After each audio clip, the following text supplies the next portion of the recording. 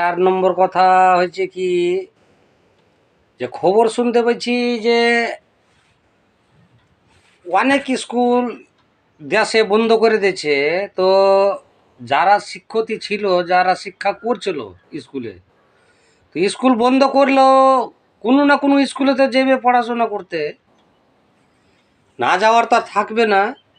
তাহলে এখানে ফায়দাটা কার হলো স্কুল বন্ধ করাতে? আর স্কুলটা যেটা যারা বন্ধ করেছে,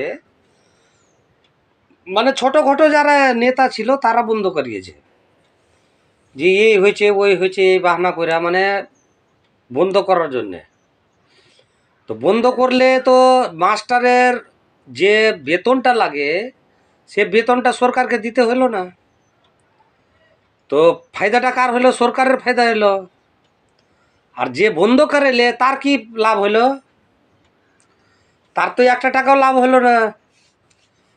তো যে মানে ছোটো মোটো যে মানে সরকার ইয়েছে নেতা মাতা, তার ফায়দা হলো আর সরকারের ফায়দা হলো। কিন্তু ওর সঙ্গে যে পাবলিক যে স্কুলটা বন্ধ করাইলে তাদের কি ফায়দা হলো? তাদের তো কোনো ফায়দা হলো না। আর যে শিক্ষকই যারা শিক্ষা করছিল, তারা এই স্কুলে হবে না ওই স্কুলে পড়বে, ওই স্কুলে না হবে ওই পড়বে। কিন্তু পড়াশোনা তো করবে, পড়াশোনা তো বন্ধ করবে না। কিন্তু এটা ব্রেনে মানুষের এটাও দিমাগে আসে না যে শিক্ষার মানুষ কোনো কাজ পায় না, খালি শিক্ষার পিছনে ভাগছে, যে শিক্ষাটা বন্ধটা কিভাবে করা যাবে। তো বন্ধ করে কি করবি? কাম কাজ পাবি, চাকরি পাবি? কিছু তো পাবি না।